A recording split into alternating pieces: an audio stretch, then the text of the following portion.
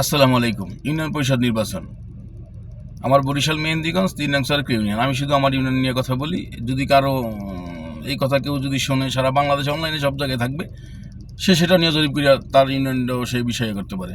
Union পরিষদ নির্বাচন এমন একটা নির্বাচন যেখানে আপনার ওই যে আমাদের দেশের কথায় আছে না, যে তেল, এখন তো তেলের প্রচুর দাম, পেট্রোলের, মোবিল আছে, একটু পিছল বেশি হয়। এই তেল মারামারি এটা সবচেয়ে বড় একটা থাকে। আপনি দেখবেন যার কোনো গতি থাকবে না, তার কোনো কিছু থাকবে না। যখন আমি একদম এখন নিঃস্ব, আমি সৌদি আরবে, আমার এখন কোনো রাস্তা নেই। এখানে সৌদি আরবে আমার চাকরি বাকরি সব কিছু। বাংলাদেশ নিয়ে না আমার যা তা কথা বলার কোনো সমস্যা হয় না, কারণ আমি তো দেশে নেই, দেশের বাইরে। এলাকায় থাকলে এলাকার মুভমেন্টে আমার সব কিছু করতে হবে। এখন বিদেশ থেকে আমি বিদেশে এলাকার আচার আচরণ দেখে, বা আমি বাংলাদেশ রাজনীতি আচার আচরণ দেখে আমি দুইটা কথা বলতে চাই, কথা বলি। কিন্তু আমার যখন কোনো গতি থাকবে না, যখন স্থান থাকবে না, কোনো থাকবে না, তখন কোনো গতি আমার নাই। আমি একদম একা এবং নিঃস্ব। বিগত দিনের আচার আচরণের কারণে আমি এখন একা হয়ে গেছি, নিঃস্ব হয়ে গেছি। তখনই আমার ভিতরে একটা আলাদা বুদ্ধি কাজ করা শুরু করছে। কীরকম কাজ করা শুরু করছে? যদি কাউকে আমি নির্বাচনে কোনো রকমভাবে যদি নামায় তার সঙ্গটা নিতে পারি বা তার সাথে থাকতে পারি, তাহলে আবার আমি মোটামুটি মাঠে আসতে পারব।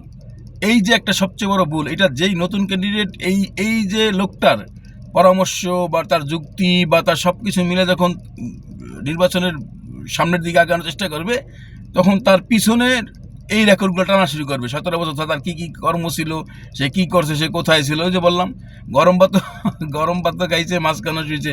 এখন আবার নতুন ক্যান্ডিডেটের সাথে মিলিয়ে আবার নতুন ক্যান্ডিডেট মাঠে করিয়া তার সাথে থাকিয়ে আবার কামানের ধান্দা করবে। এটাই রাজনীতি বাংলাদেশে। তো আপনি নতুন যখন ক্যান্ডিডেট হইবেন, যখন আপনি নতুন ক্যান্ডিডেট, তখন আপনাকে হিসাব করতে হবে আপনার পিছনে কে বা কাহারা নামছে। কারণ বিগত দিনে আমার চরকুরিয়াতে আব্দুর রব মাস্টার যথেষ্ট পরিচিত একজন স্যার ছিলেন চরকুরিয়ার, এবং মিলন মিয়া, আমার বাড়ি দরজার সর্দি বাড়ির মিলন মিয়া, তারও পরিচিত ছিল। কিন্তু একটা সময় পরাজয় হওয়ার পরে তারা মৃত্যুবরণও করছে, প্লাস তারা এখন দুনিয়াতে বেছে নিয়ে আল্লাহ তাআলা তাদের ব্যস্ত নসিব করুক। কিন্তু মানুষ সমালোচনা করছে এদের পিছনে ওরা থাকার কারণে তারা নির্বাচিত হতে পারে নাই।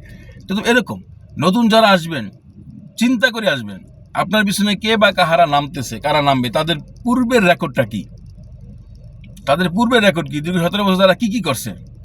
বহুত লোক আছে, বললাম না, একমাত্র আমার ফ্যামিলি কখনো ভোট দেয় নাই, নৌকা তো প্রশ্নই আসে না, ভোটই দিতে যায় না। দীর্ঘ 17 বছর হাসিনার যেই একতরফা নির্বাচনে আমার কোন ফ্যামিলি মেম্বার কেউ ভোট দিতে যায় না। এরকম রেকর্ড আমার মনে হয় না, নাই। কারণ আমি প্রবাসে ছিলাম, বাংলাদেশেও ছিলাম। আমি এজেন্ট আমাকে বানানো হয়েছে, কিন্তু আমার এজেন্টের টাকাটা আমাকে দেওয়া হয় নাই। এজেন্টের টাকাটা আমাকে দেওয়া হয় নাই। নৌকার এজেন্ট না, আমি গোলাপ ফুলের আমার এক আত্মীয়র, সম্পর্কের আত্মীয়র আমি এজেন্ট ছিলাম। কিন্তু সেখানে যে খরচটা আমাকে, সেটা আমাকে দেওয়া হয় না। যাই হোক, আমি ভোট দিইনি। তখন তো ওপেন ভোট ছিল আমার ইউনিয়ন পরিষদের, নৌকায় ভোট দিতে হোক। যত বহুত বিএমপি, চরকুরিয়া অনেক বিএমপি নৌকায় ভোট দিছে। কিন্তু আপনি যখন নৌকায় ভোট দিছেন, এখন আবার যখন বিএমপি করেন, আবার যখন আপনি যখন ইন্ডিয়া আবার এই যে এখন নির্বাচনে আবার বিএমপির সাথে থাকবেন, আপনার ওই রাজনীতি টানবে না। এটা কিন্তু লিগেল। আপনি আমাকে কীভাবে নেবেন সেটা আপনার দেখা হবে। আপনি চিন্তা করে দেখবেন, এখন কি টানবে না? অবশ্যই টানবে। কারণ আপনার যখন প্রতিপক্ষ হয়ে যাবে, তখনই আপনাকে টানাটানি নিয়ে শুরু করবে। যখন আপনার প্রতিপক্ষ হয়ে যাবে, তখনই আপনাকে নিয়ে এই চুলচেরা বিশ্লেষণ করা শুরু করবে। এবারই আপনার বদনাম চারোদিকে ছড়ায় ছিটিয়ে দিবে। বললাম না, আমি এখন ভালো আছি, নির্বাচন করুম বললেই আমার নারী নক্ষত্র টানা শুরু করবে। আমার ইনশাল্লাহ জীবনে কোনো অপরাধ নেই, কিন্তু তারপরও আমাকে এই যে বর্তমানে এ আছে সে আছে, এ দিয়ে বানায় আছে না, আমার একটা ফান্দে ফালানোর চেষ্টা করবি। এটাই রাজনীতি, এটা বাংলাদেশের সবচেয়ে নোংরা রাজনীতি। তো আমি এই কারণেই বলছি, অনেক নতুন মুখ চরকুরিয়াতে আসবে আমার ইউনিয়ন পরিষদে, কিন্তু সফলতা পাওয়ার একমাত্র না পাওয়ার কারণ একমাত্র এইটাই, সে কাদেরকে নিয়ে সামনের দিকে আগাইতেছে সেটাতে তার বিশ্লেষণ করতে হবে। এবং এলাকায় তার যতটুকু জনপ্রিয়তা আছে, এলাকার সকল জনগণের সাথে, সবার সাথে, মুরব্বী সবার সাথে তার কীরকম সম্পর্ক তৈরি করতে পারছে। প্রথমত বছর তার ঘর থেকে, তারপর তার পাড়া প্রতিবেশী, তারপর তার ইউনিয়ন ওয়ার্ড থেকে, তার পর্যায়ক্রম ওয়ার্ড থেকে পুরো সমস্ত ওয়ার্ড এবং ইউনিয়ন, তার এটা আগে জরিপ করতে হইব। সকলে আলোচনা করে নামতে হইব। মানুষ একটা আশা দিবে, কিন্তু ভোট দিবে না। তারপরও আপনার প্রত্যাশিত কিছু, যে আমাকে এতগুলো লোক বলছে যখন কিছু একটা করবে, এরকমভাবেই মানুষ রাজনীতি বা নির্বাচনগুলো করতে আগে। কিন্তু আপনাকে এই যে একটা সমঝোতা তৈরি করিয়া জায়গা নিয়ে আসতে হবে, প্লাস কাদেরকে নিয়ে আপনি সমঝোতা করতেছেন সেটাও আপনাকে চিন্তা করতে হইব। কারণ বিগত দিনের, বললাম না, রাজনীতি আমার চিন্তা কোনো শেষ নেই। বিগত দিনের তার আচার আচরণ, তার সব কিছু পর্যবেক্ষণ করে তাকে আপনার সাথে রাখতে হইব, এবং তাকে দায়িত্ব দিতে হবে। কোন লোকটা দায়িত্ব দিলে আপনার দায়িত্ব সঠিকভাবে পালন করবে। আপনার রাজনীতির উপদেষ্টা রাখবেন বলেন, অর্থনৈতিক বলেন, যেটা বলেন, আপনার সর্বক্ষণই পর্যবেক্ষণ করবে যে আপনার সব কিছু, আপনাকে যে তথ্যগুলা আদান প্রদান করবে, সেই লোকটা কে আপনার থাকবে। রাজনীতি অনেক জটিল রে ভাই। আমি এই সুবিধার্থে এই কারণেই বলছি, নতুনরা অনেক মুখ আসবে।